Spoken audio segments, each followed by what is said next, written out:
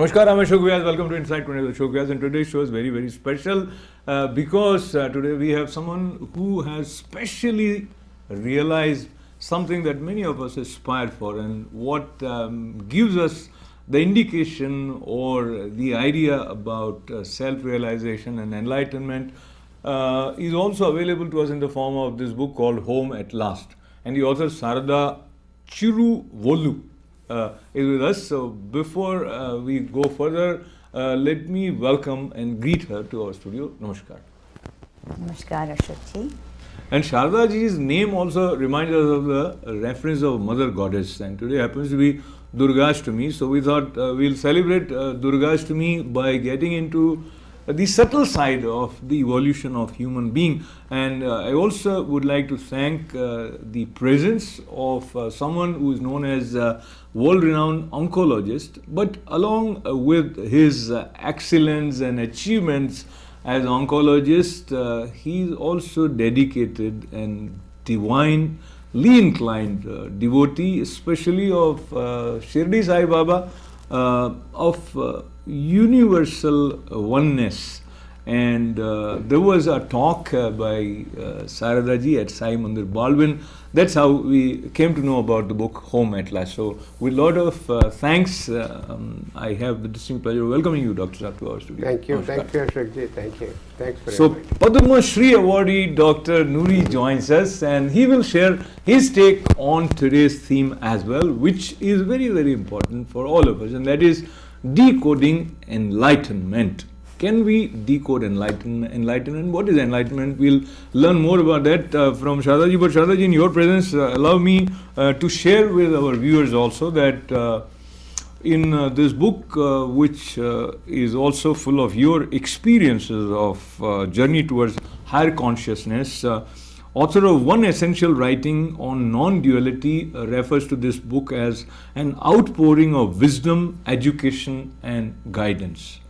So, were you born with that education, or it grew in you? What is that you would refer to as enlightenment? A lot of questions. Let's begin by one. What made you interested in something beyond the day-to-day functioning, where as mother or as wife and someone coming from scientific background, having worked in laboratory and dedicated to research, what is it that drew you towards higher consciousness? It's not something that I have been preparing or planning or have been researching to attain this experience for many years. It's something that had happened all of a sudden. A turnaround or shift to a different direction that took place in my life after a certain amount of years have gone by. So it's not something that, I'm preparing for myself toward this, and I practiced it many, many years prior to what had happened. So it's sort of I was just leading a normal life like everyone else, normal family life, husband, 2 children, and working atmosphere. I was working in a pharmaceutical company, research and development. Everyday laundry, challenges and everything. So there's a sudden turnaround that took in my life, maybe perhaps something that's it's as though it's been meant to happen. Something that's been pending to happen. I think it's in every individual. There comes a time when one transcends or gets that ability to transcend for many reasons. It could be your previous life that you've been doing this to. We're all evolving at a certain point. It's a journey, evolution, a journey toward a certain level of being. And finding out what it is all about. How do we attain our inner divinity, which we have forgotten? I think that's what it's all about. How do you tap into that divinity again? how do you go to realize that we're all divine beings to begin with, which we got involved with when we first started. We were those pure beings, and later, due to environment, society, and communities and family life, we changed ourselves to be somebody else, like totally ego driven, or became someone that we're not, we're not our true self.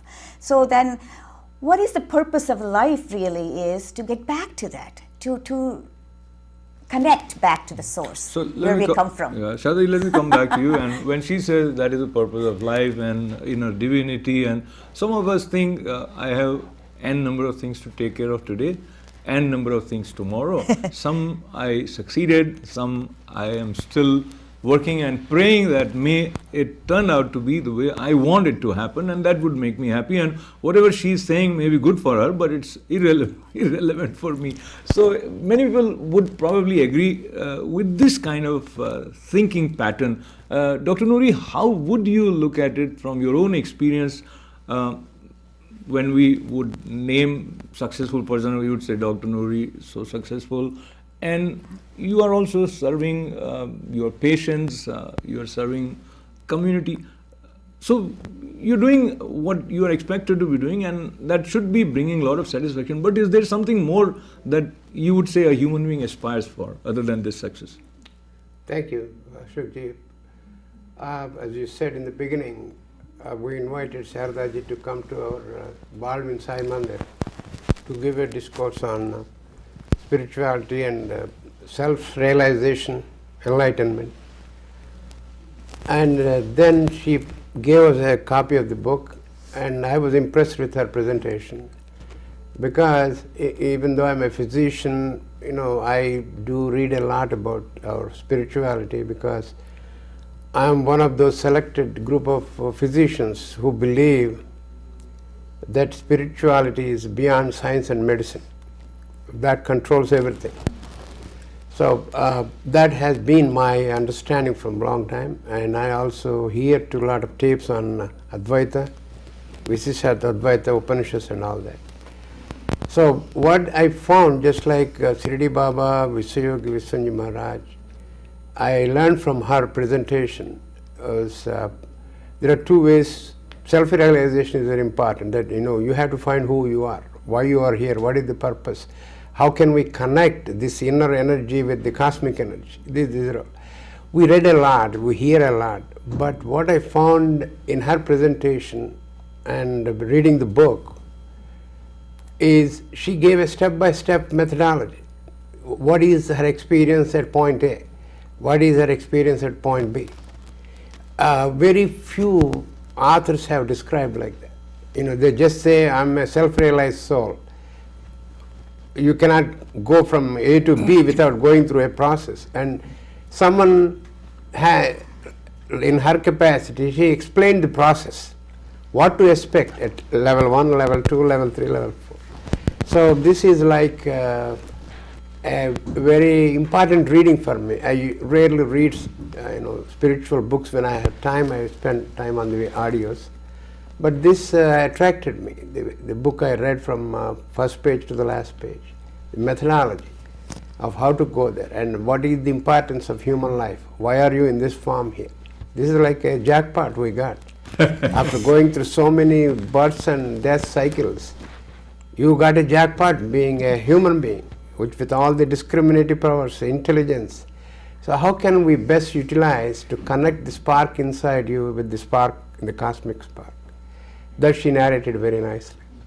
So, Dr. Nori says, having read the book Home at last, that there is a method to enlightenment. And many times we feel that enlightenment just happens, like meditation just happens. So can there be a method for something that just happens? So going by your experience, when you felt that meditation is happening, share experience of those days when you were sort of not very, very sure that you are on the path of enlightenment, but you were finding yourself being withdrawn towards the worldly activities. and not being as attached as probably you were earlier. Yeah, that's true. Those days I didn't know I was heading toward enlightenment. I didn't even know what the term enlightenment was. Those days when I first started meditating, I just wanted to, it's a curiosity. And that thirst and the intent was so strong, it itself took me to higher levels of being. So I guess that's what happens when individuals are ready or have done enough with themselves in this evolution. That itself will happen to them, without any kind of a practice or looking forward to attain certain. It's not something you want to attain and you go get it and you attain that. There should be a time for that. There's a time for every individual when they get the ability to transcend.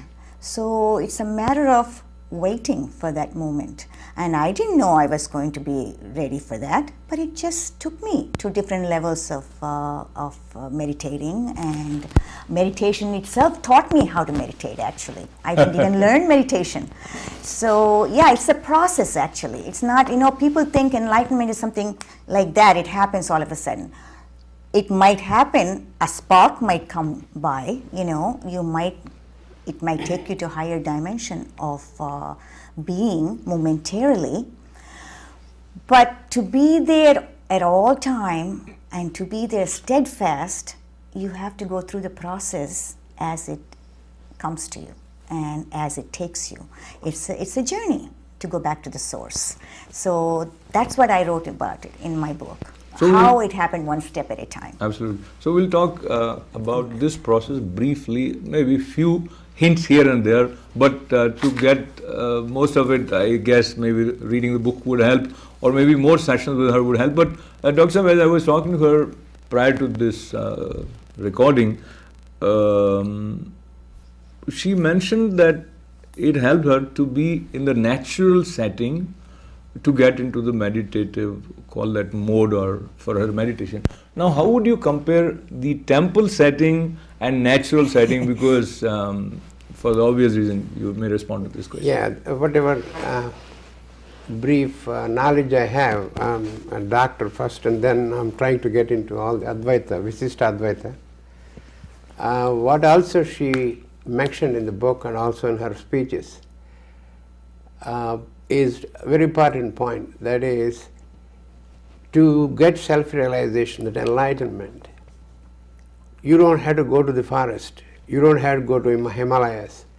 Living your normal life within your family background, within your family setup, doing job, everything, doing whatever you are supposed to do as a karma yogi, you can get enlightenment. That is important to know. Because when, in India we know everybody who wants to get self-realized goes to Himalayas or goes to remote places. You don't have to do that. I heard from a lot of Swamijis also, you don't have to keep doing what you are doing and elevate your consciousness to connect it to the cosmic consciousness. And the temples, these are all important. The rituals we do, the pujas we do are very important. One of my gurus gave examples of, these are all step-by-step processes.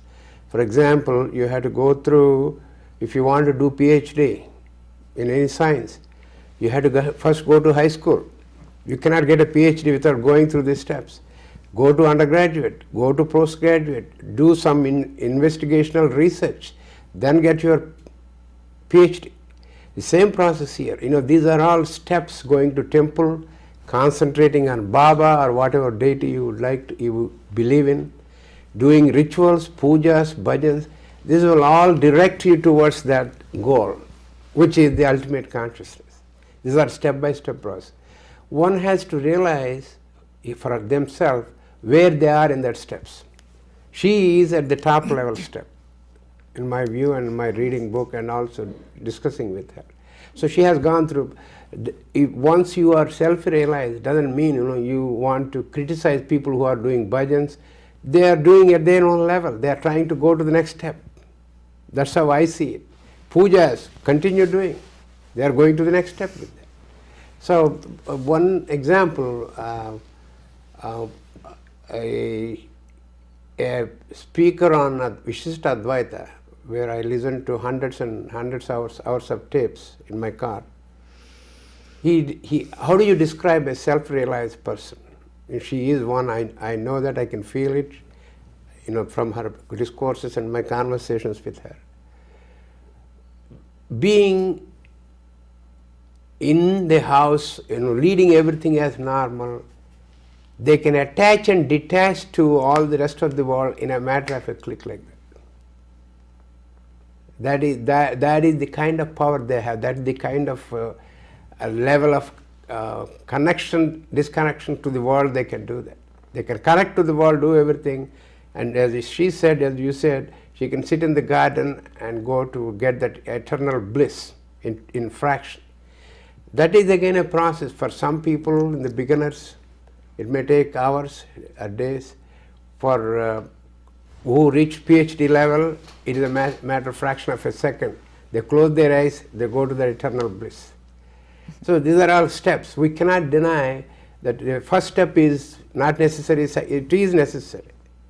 Going to the temples, going to pujas, doing puja is also necessary. So now when you started off, you said that it is not necessary to go to Himalayas. It may not be necessary for everyone. It could be for someone based on his inner calling, his or her inner calling. So again, there is this openness of the variety of ways available to reach the infinite. And as Swami Vivekananda suggested, there could be infinite ways to reach the infinite. Now, talking about your way back, Sharadaji, when you started meditating, and Dr. Nori said that it's possible for you to attach instantly and detach instantly, but that attachment which happens with someone who is worldly inclined and that attachment will happens with someone who is realized, there must be some difference. Is there any? When you say difference, let's see now. Difference is that I'm in the world doing everything as it is my responsibility, as it is given to me in my plate. So I'm taking care of what's needed to be done appropriately, consciously, without ignoring, without, when Dr. Nori said go away to ashrams or mountains, no one need to really do that, but that's their choice because they don't want to deal with relationships, attachments, interferences, questionings, not answering, and that blending in, that integrating everything is not there for them. Therefore, they choose to be by themselves, by going away. Whereas I chose to be right in the life that's given to me in my plate, functioning well, because I didn't feel like I need to abandon my family, abandon my husband, or leave my children and go away someplace to attain this process. Okay, Sharadaji, this is a reporter type question. So based on what I know, you did quit your job once you became intensely inclined towards meditation. So in some way, you also created some space for yourself. Yes, definitely. I quit my job for two reasons. I needed more time to spend on this particular direction that I was driven toward. For that, I can't have 10 hours of job plus the rest of the time in the home, and all this will take upon too much time. I cannot pursue this, and my priority was to pursue this. Therefore, what can I give up? My job can be given up, but not my family. So I gave up the job because I can function well without the money, but I can't function well with the people that I am with, my husband, my children. So I gave up what I can give up. So I gave a resignation letter. All of a sudden, one day, next day, they were all stunned why I'm resigning. So that's what I did. So I can spend more time in meditation, and I wanted more hours to be spent in that tranquility where it would take me to where I want to be. My intent was so strong those days. The thirst was there. The drive was so much.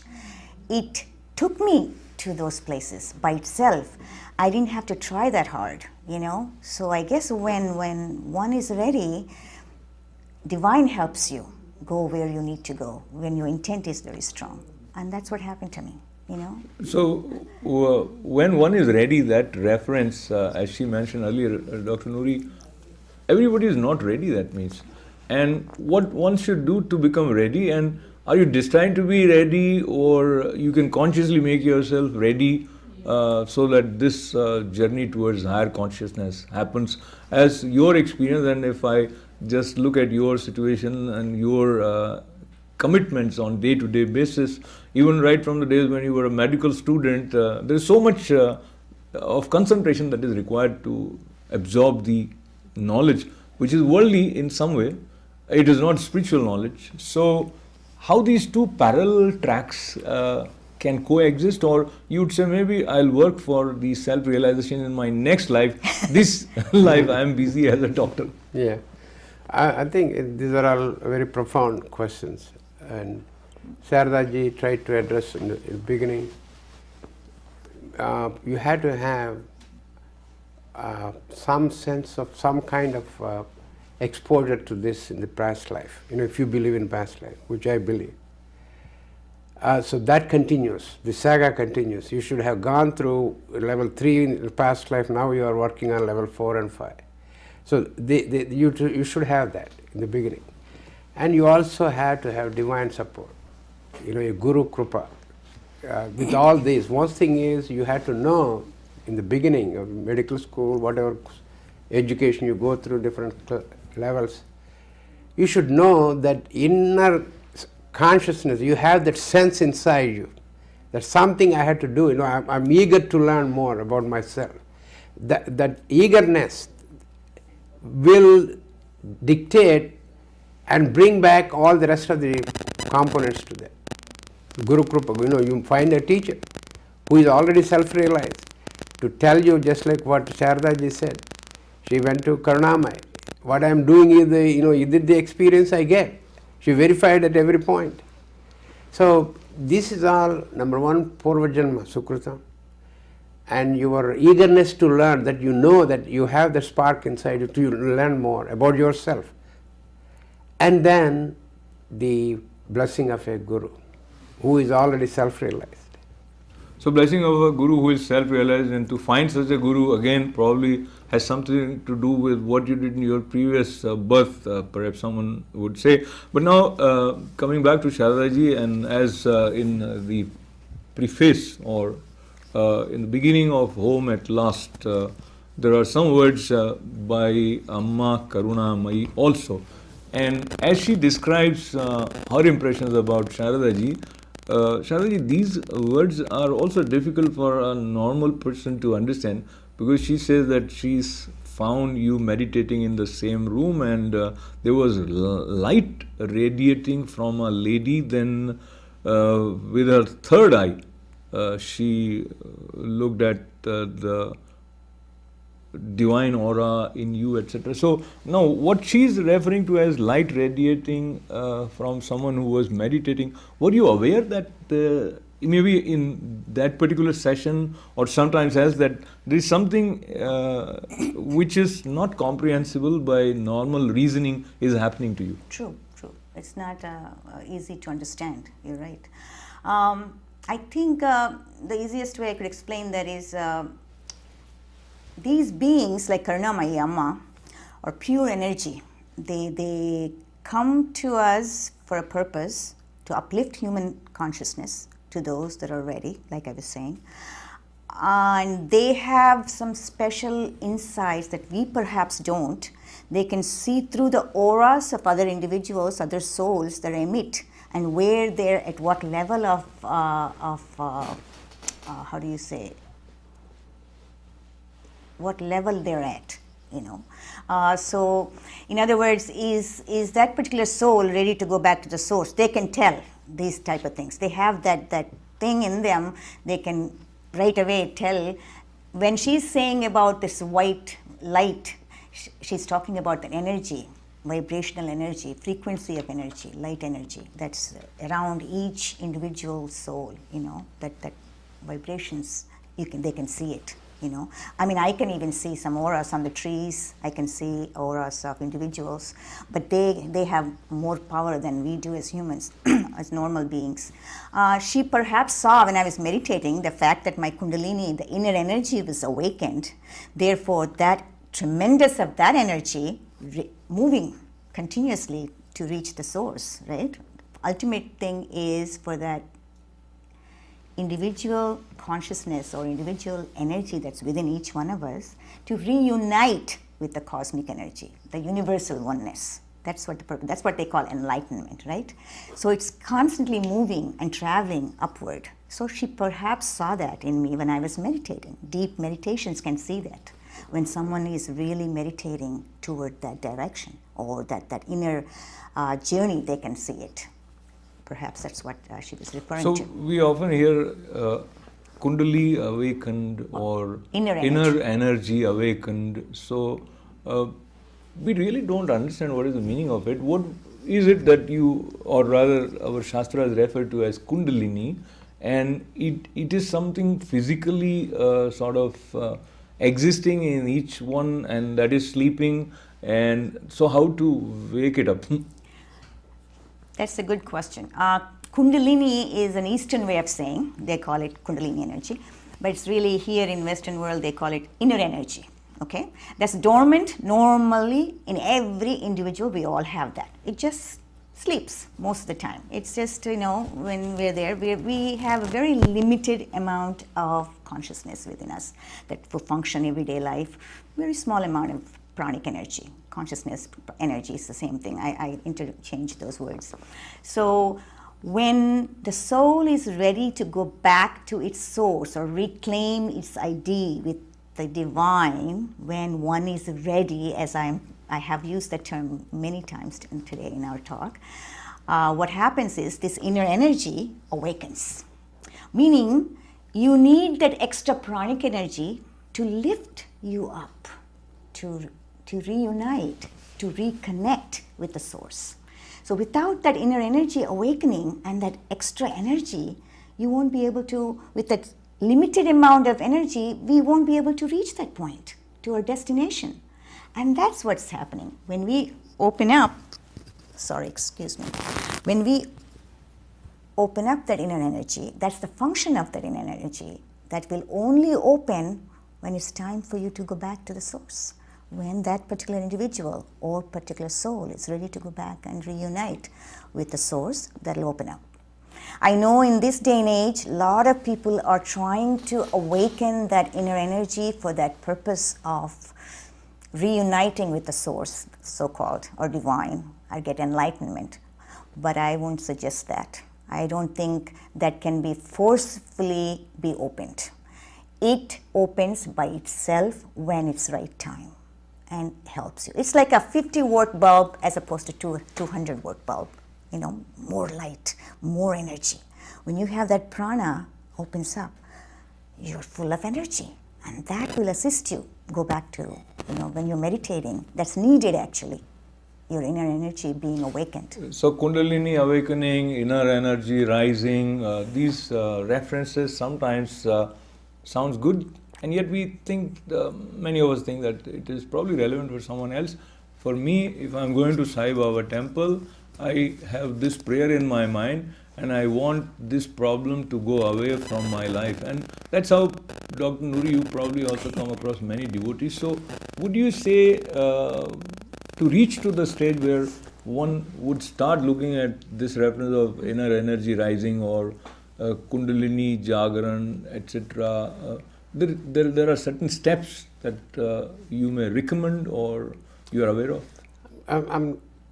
She has experienced that, and I'm not qualified in that area there, but what I do see when you are in meditation and increase the consciousness,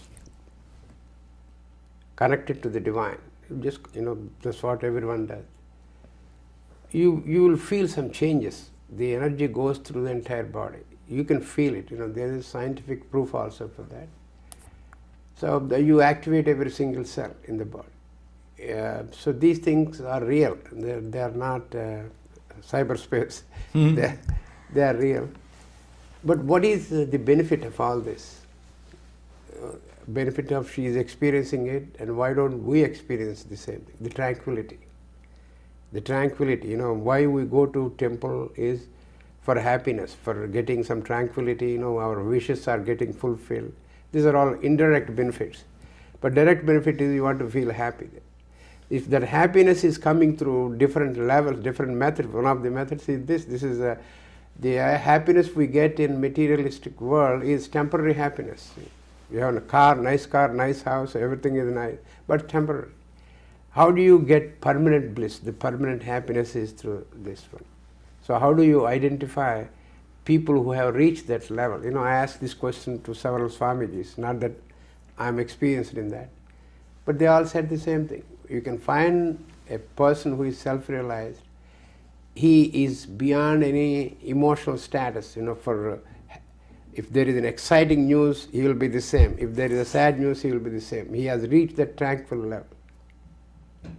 So now that tranquil level, it is appreciable, but yet someone in your family, if he is at that level and if you are excited that you got a new car or a job or a raise or some success, and Saradaji, if as a part of the family, part of that group, if you don't have that kind of excitement, would it be disappointing for others? Yeah, I would think so. Yeah, that would actually. My husband used to say, "You don't get excited about anything," he says to me. But he knows why also. But he just says that. That's true. You don't feel that excitement that others are sharing. But that's normal for us, experienced, gone through the experience. That happens because, like Dr. Nori was saying, there is a difference between before and after. Once you go through that enlightenment or realizing your divinity within, nothing in this materialistic world excites you any longer. You're just living. You're just continuing and moving forward. Huh? Is that boring? It's a sort of boring at times, I feel that, but I don't tell anyone I'm bored. Because it's called blending in, integrating your life on this earth with everybody, this consciousness. It all has to be integrated well. How do you relationships are? How do you handle your attachments? How do you handle your day-to-day life with individuals, that have not experienced what you have experienced. So you need to make that effort. You need to change. You don't expect other people to understand all that. So that's what I do. A lot of times I blend in. I act like, sometimes I even have to put on an act. Oh yeah, that's great. I love that. Show interest in other people's excitement. You have to do that if you need to. Though you're not feeling, you show it. So, Dr. I'm reminded of the term in Bhagavad Gita, Sthit Pragya. So, Arjuna also asks, Sthit Pragya se ka bhasha samadhisthasya keshava. So, these kind of references are part of the scriptures also. Maybe she was aware of them or maybe she was not. But based on your familiarity with Advait literature, how this stage when someone is at this state of equanimity in equally responding to good or bad news. So that is a difficult situation. Maybe sometimes you wonder. That's the reason they want to go to forest. Yep. But it need not be. You don't have to. You can be fully attached with the family, doing everything, leading life normally, and still internally. These are don't qualify me as a spiritualist. I'm a doctor, but I'm trying to say whatever I know a little bit. Lead a attached at the same time detached life. You are with everyone at the same time. This is all Maya. But that Maya you won't express it to others. Others say, hey, this is all Maya. Don't do anything. But you know that. You know everything is Maya. But you are again mingling with everybody as normal as possible. So that's how, actually, the family should be very proud that she has reached that stage. Within, working with all, family members, doing her job, doing everything. This is a great accomplishment here. And, people whom I know, some of the Swamijis, they say, lead life like an actor in a show. After the act is done, you are out, go home and do normal things. The other example one of my Swamijis gave me is like how I describe this attached and detached, and you know you are in this materialistic world, can still be in a detached phase. How do you explain that? He gave me an example of a jail superintendent. You know, he's the jail cell. He's the boss for the jail system. And he has the key. He goes into jail cell, opens it, sits there on the floor. But he doesn't feel that he's a convict or a prisoner because he has the key. That's how these people who are self-realized, they are attached completely at the same time, and they can go to that eternal bliss in a matter of minutes or seconds. So as we are talking about decoding enlightenment, let me have the opportunity of requesting Saradaji to try and describe when someone reaches at the zenith of the higher level of consciousness.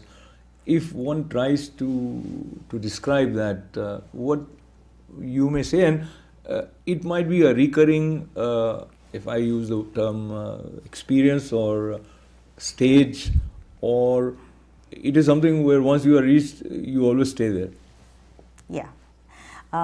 Once the perception changes, actually, your perception of life changes all of a sudden, you know, so your way of thinking changes. Therefore, it's no longer, you know, this is a play. This is how do you, like Dr. Nori was saying, it's a game you need to finish. In the game, your part, you're just playing your part, you know, and you play your part with the utmost capacity, and you do very well after that thing. And so you're just making your game much better than as opposed to before, you know, because you have higher level of knowing and understanding what this is, and it's just a game, temporary. So you handle things differently because of that. So what were your question again? I forget. I'm sorry. So you stay at the higher stage continuously? Yeah, most of the time it's still integrating everything. So most of the time I'm operating with that consciousness, higher consciousness, day-to-day work also.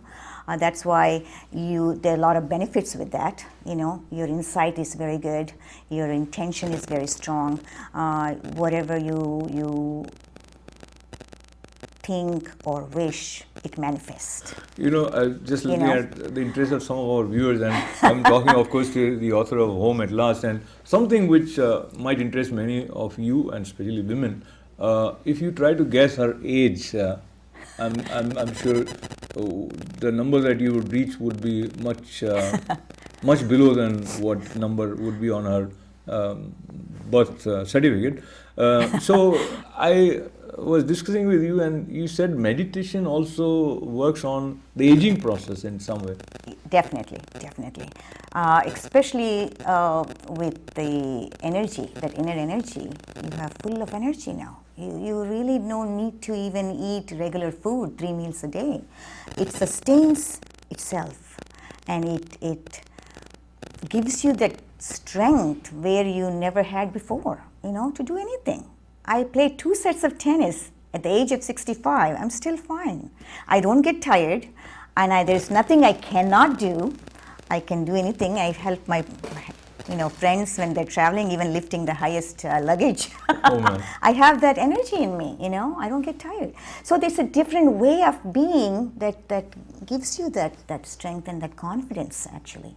So the age process slows down tremendously. It's a chronological age. It doesn't mean anything anymore. It's how you feel makes a difference. And how you feel, you project that, you know. You feel old, you don't feel old, you know, you feel young with vibration. That vibrational frequency is much higher when you reach that higher states of consciousness, because as you elevate yourself, even when you're meditating, you're lifting your vibrational frequency. The energy is frequency, right? So normal level of beings have very low vibrational frequency, but when you're raising your consciousness, you retain higher level of frequency, and that slows down the aging process. The cells are full of life. The cells are full of pranic energy.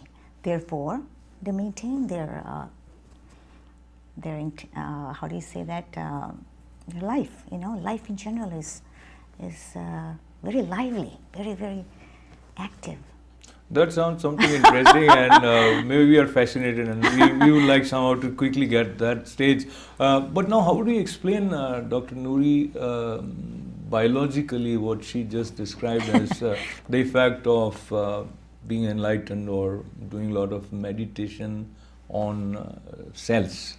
Or there is scientific confirmation also on these things, even though I'm oncologist, not fully into that field. People who do meditations, especially meditation, there are reports, published reports, scientific publications, where they can control their blood pressure, they can control all kinds of physical ailments to greatest degree. Either they can control it completely, or they can support whatever they're taking in a big way.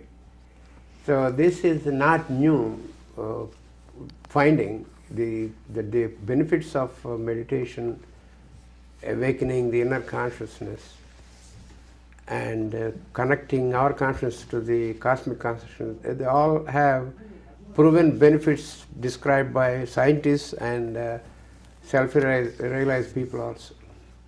so now, self-realized people, as I am understanding, they say this is world and it's Maya, and we say no, it is so much real for me, and I want $1 million, and maybe if I don't have green card, I want a green card, I want my wife or husband here. So all these things are very, very important, and when they say that this is Maya, we feel, are they looking down upon us? So, and if they are looking down upon us, or if not looking down, at least they are looking at us differently, if we put them on a different plane, then what is the need for them to come up with a book? Why should they be writing and sort of reaching out to people in the form of a book? I mean, so now the question briefly becomes, why did you write the book? I wrote the book because actually I was not a writer to begin with. I never wrote any books. It sort of is as if someone was telling me to write. Divine perhaps wants me to share this experience with the rest of the people. We're all one in this journey. Remember that. We're all together in it. That's what I always tell us, everybody. So sharing the knowledge and the experience with others is what it's supposed to be. You don't keep that information to yourself. It's like this wisdom that you gain must be shared, so the others can elevate themselves. And using those methods, or using perhaps certain techniques that I have noted in my book, or certain things that can benefit them if they're in that process, perhaps. So eventually it'll be helpful. That's why I wrote the book. So the book is again Home at Last. And I'm glad she wrote the book, and that book brings not only her to our studio. Now there are some clarifications that we can get from her. But what is it that you, Dr. Nori, felt was distinct in terms of the method that she has unfolded in the book, and that might help a seeker? I think those people who are in the path of this knowledge, acquiring this knowledge, to me, she gave a step-by-step process and expectation. What you expect at step 1, step 2, step 3. And the methodology, which is very convincing to me, and the book is written in a very simplistic style, which is very good for readers. I rarely complete a book other than medical books, but I completed this book because this more. If you read the first chapter, you will become more curious. You don't want to stop reading. Go to the second, third, fourth, and then. So it's someone who is in this path of getting to know who we are and what is the importance, what is the why we are here, this particular life. So why are we here, Shadaji? And when I say why are we here, of course we're talking about the purpose of life. But you also in your book mention the importance of self-discipline. If I say self-discipline, to become ready.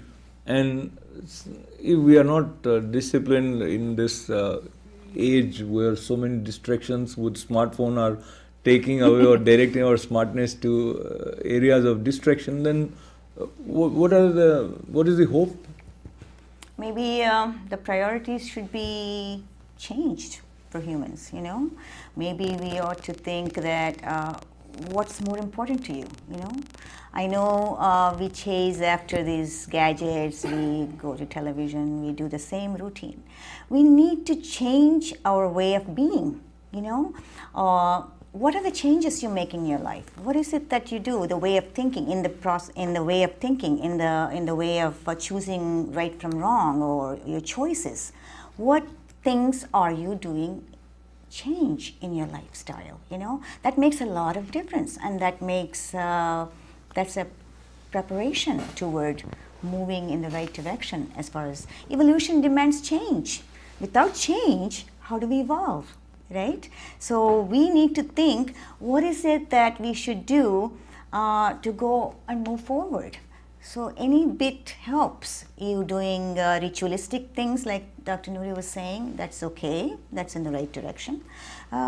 Do a discourse as opposed to watching a movie, or go for a nature walk, or, you know, do something different that will alter your way of being. And that's important for people to move forward. So do something different that would alter your way of being. I like that sentence. So in order to do that, Dr. Nori, any thing that you would like to sort of suggest which might help some people who feel that these kind of religious discourses, I really don't find that interesting, and I'm okay, I'm not hurting anybody, so what am I missing? Yeah, good question. This has nothing to do with the religion. You know, this is self-realization. It's open, you know, inner consciousness. I'm not very familiar with all these areas, but what I heard from Swamijis who come to our mandirs, Sai Mandir here in New York and New Jersey, is the ultimate goal for any human being is salvation. Salvation means one is that eternal bliss, and remove yourself from this birth and death cycle. How do you do that? Because as coming as human beings, please don't consider me as an authority on this. I'm just saying what I know from my Swamijis. You know, you have accumulated so much of whatever in the past that you have to pay back. There is always action and a reaction. So what you're doing now is you're spending time for what are the things you did in the past, according to all my Swamijis, and which I believe. So how do you stop this cycle? The one way, I read books just like you read and listened to a lot of discourses. One way to do that is surrender to God. At any point in time in life, that is, whatever you are doing, offer to God. That means you are doing the work. That's, you know, just like Bhagavad Gita, Krishna said, let's not the fruit of action be your object, nor let your attachment to be to inaction. Because I'm not, you ask me not to get the reward, why should I even do it? Don't do that. Do things as much detached as possible, because you have to do that. That's karma yoga. So one way to relinquish all that, or clean up, what in the American slang is to clean up all the mess, is take a year, take 40 years, 50 years, 60 years, 70 years. Say, whatever I do now is for God's sake I'm doing it, as an instruction from God. If I do good, these things, these are all arpanam to deity. That's one way to do that. The other one, to stop the clock of karmic accumulation, is get self-realized. For self-realized people, there is no accumulation of karma. So, Dr. Nori, with your permission, if I come to Shardaji, this term self-realization and realizing God, are they interchangeable? And also, what is it that you refer to as God? If I may add one more side, you may touch. Is there any difference in on the path of realizing God if you are from India or from a Western nation, or it is the same path that leads to the same destination? It's the same thing. It doesn't matter if you're who you are, what gender you are, where you are. Every human will reach the same point eventually, going back and reuniting, reconnecting to that source of the creation, right? And that's the purpose. Like, again, I'll quote Dr. Nori, as he said, you have to stop this cycle of coming back continuously, birth, rebirth. Why is that happening? You need to stop it. When will you stop that? Only when you fulfill everything that's in your plate that's given. It's like a school. You pass all the grades, you graduate. Just like that, you have to pass the life's game, this game of life. Finish all the experiences you need to experience, good or bad, it doesn't matter. Once you attain and finish all that, you will attain salvation, you will attain liberation or enlightenment. Okay, there are many words. Sorry to be sounding very foolish, but why should I stop this cycle? I mean, what is the harm in coming back again and again? If I reach a little bit of tranquil state of mind and if I'm enjoying, then I'll come back and I'll enjoy maybe. So why one should be convinced? The purpose of existence. Why are we here? Why do you want to come back continuously, doing the same thing again and again? Though you're happy, you want to end one of these days. One of the cycles must end. So the purpose of life is to realize at least that you belong to that source. Okay, no, this is probably not a good question at the concluding part. But the question is, if it was meant to be that you break the cycle and there has to be an end, if that was to be, then why the one who created has is going created, through all this? Has created it? To experience all sorts of things. How is it? There's this one, I don't know who said that, but we are not here as humans, but we are here, we're divine people experiencing how to be human, how to be, experience human qualities, so bad, good, all sorts of things. We're experiencing, and that's what the consciousness is going through, experience, divine going through how to become a human being, So now as we are near the concluding part of our conversation and talking about the book Home at Last, when she says home at last, what is the home, Dr. Nori, that she has referred here? The home at last, I also got the same question when I saw the title of the book. The home at last means the soul is reaching its home. Soul, this is coming home for the soul. That means mixing with your inner energy to the cosmic energy. Correct. And how has been the experience of sharing such inner journey related experiences which are very private in nature? Somewhere when as a reader you are reading, you feel she has described some vulnerable side of a practitioner also. A lot of people perhaps don't open up to different ways when they go through these things for many reasons. They don't want to share. They don't feel it's reason enough to give them that knowledge they have gained, perhaps because they're still, I don't know, beyond me why they would do that. But I think, I feel that, like I told you before, I'm telling again, the experience and the divinity and that knowledge and the depth of experience should be shared, must be given to other people, because I feel we're all together. We're all trying to lift ourselves up. We're all trying to reach that point. Why is there so much thirst in the population today to do yogas, to do meditation, to do this, to do that? Yet people are unhappy, right? They haven't felt that inner peace. They haven't gotten to that point where they're quite 100% happy. Why is that? Because the connection hasn't happened. And you have forgotten that you belong to that source, that you belong to that divine consciousness. So when you reach And when you tap into that highest amount of fabric of consciousness, your home. That's why I titled my book as Home at Last. So in the concluding part of our conversation, Dr. Nori, what is the role of serving humanity, or as she also said, we all are one, so if there is someone who is suffering, then it becomes your natural reflex that you should be helping that being. Yeah, I think that's an important question. I followed most of the Swamijis, including her book, what she said. After they reach such a level, their aim for the rest of their life is to serve humanity. To serve humanity in whatever form they can do. Like Vyas Swamiji, he has built a hospital, orphanage, and for handicapped, all they go into the service mode. Once they completed everything, reach this level of what I call level 5 consciousness awareness. So that's I found that universally in every realized soul. Once they reach that level, all their aim and energies, everything, resources, everything will be put to human use. And you asked a question before about gods in India, gods in here. The way I learn is they're all bundles of energy.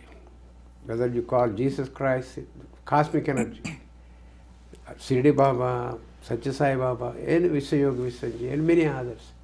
This is like, in what form you want, you feel happy to pray to them. Just like, the same energy, electricity is passing through everything. You tap it with a fluorescent light, you tap it with a 100-watt bulb.